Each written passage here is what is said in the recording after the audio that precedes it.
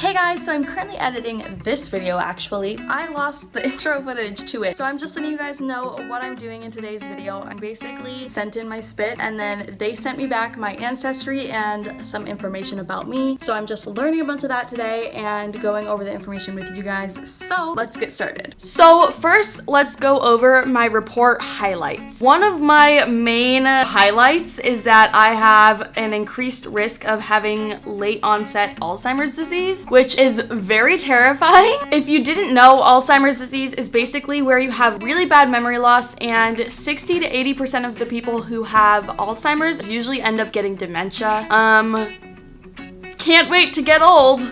Okay, for my wellness report, this says that I am likely lactose intolerant, which is weird because I've never been like cautious when eating dairy. And I mean, okay, maybe it explains a few things, but like, I'm kind of surprised. Oh, this is actually telling me that if I have less than 22 grams a day of saturated fat, or even more than 22 grams a day, I am likely to have the same body mass index and weight.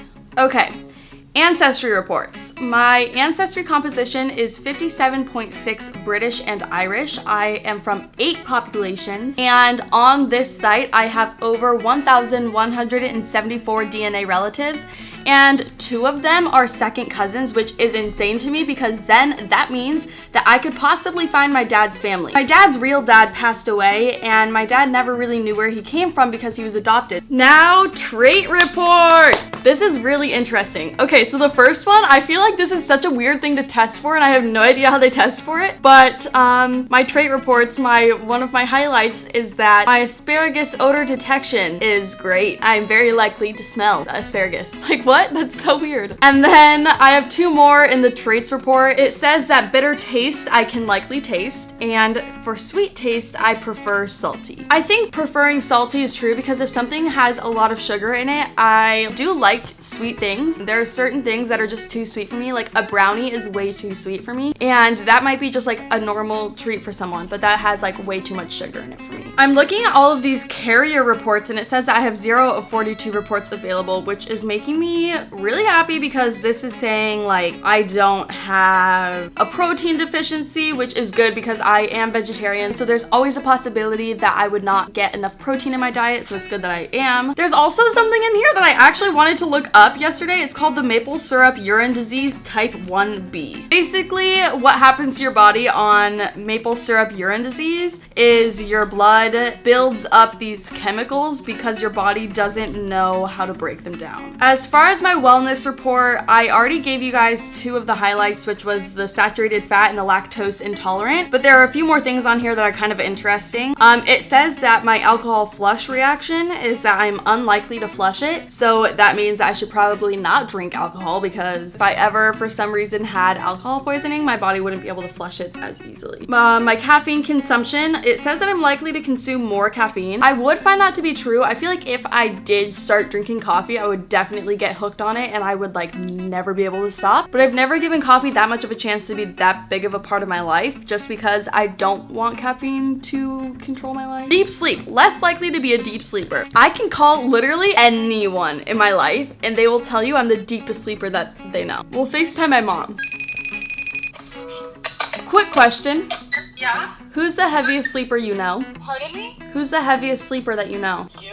This thing says that I'm less likely to be a deep sleeper. Less likely doesn't mean faux show. That is true. My genetic weight, I'm supposed to weigh average. It says that in my sleep I have average or less than average movement, which I also disagree with because especially as a child, I would kick in my sleep and I would like literally do karate moves on people as they were sleeping. This is where it gets interesting. This is my breakdown of where I'm from. I'm 99.6% European, which basically means I'm very white. I'm 97.8% Northwestern European, which breaks down into British and Irish, French and German, Scandinavian, and broadly Northwestern European. I'm mostly British and Irish. I kind of wish that I broke British and Irish down just because I feel like I have a lot more Irish in me than I do British, and I'd like to be able to see what percentages those are. To be completely honest, I thought I was way more Irish than this. Then I have my Southern European, which is about 1.2%, and it's saying that I'm Sardinian, which I'm looking up where that is because I don't know what that is. Sardinia! I'm part Italian and Mediterranean!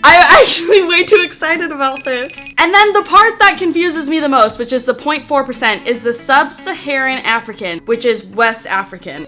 I'm looking up West African culture, and it has the coolest culture. Like, look at this. What?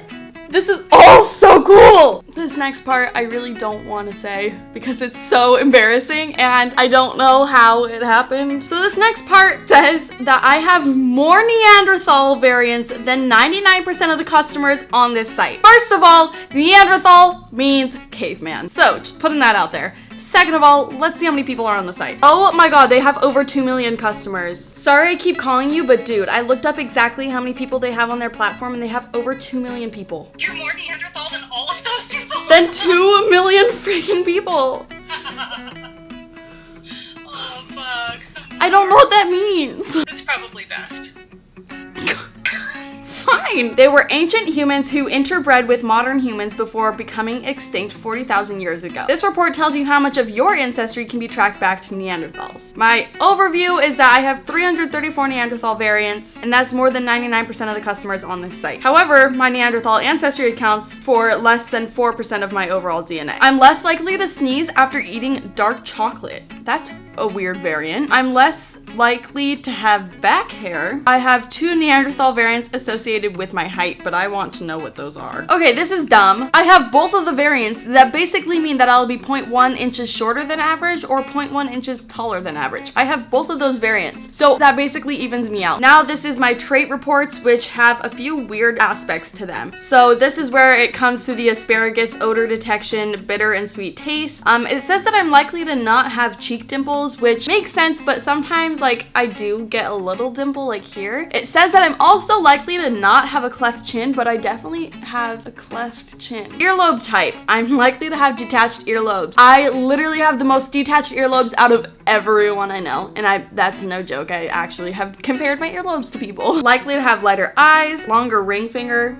No. Likely little freckling. It's true. Straight or wavy hair. Likely to have little baby hairs. Oh, you mean these things? Baby hairs? Yeah, I know about those. Widow's peak. It says that I don't have one, but I definitely do. That is a widow's peak right there. Okay, so I guess that's all of my ancestry. I'm still very confused and shook by the fact that I have a lot of Neanderthal in me. I think the coolest part about this is that they're constantly getting new DNA sent in, and they're also always working with scientists to figure out more about DNA. So that means I could possibly get even more results later on that aren't on here yet. I have 1% Ashkenazi Jewish ancestry in me. Oh, these are cool facts. Compared to the 23andMe customers, my DNA relatives are 35% more likely to drink energy drinks, 33% less likely to think that fresh cilantro tastes like soap, 32% less likely to be vegetarian, 30% more likely to have red body or facial hair, and 27% more likely to have lived near a farm when they were young. I lived near a farm. I lived like on a farm basically. Let's see who some of my DNA relatives are. So the number one strength of relationship, I have 3.77% of my DNA shared with them. We have the same DNA, which is about the same percentage of DNA in me that is Neanderthal. But I'm just gonna request to share my DNA with this person because what if they are related to my dad? So let's see if he opens the request. If he does, I will update you guys in a further video. But as of right now, I believe that is all of my ancestry report that I have for you guys. This is insane to me. I literally just learned so much about my life that I had no idea of before. Wow, okay, well,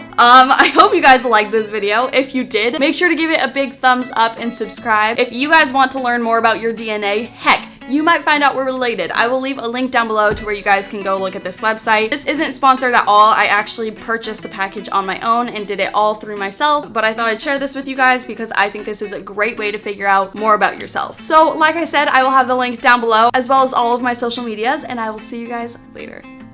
Bye. But I'm weak, and what's wrong?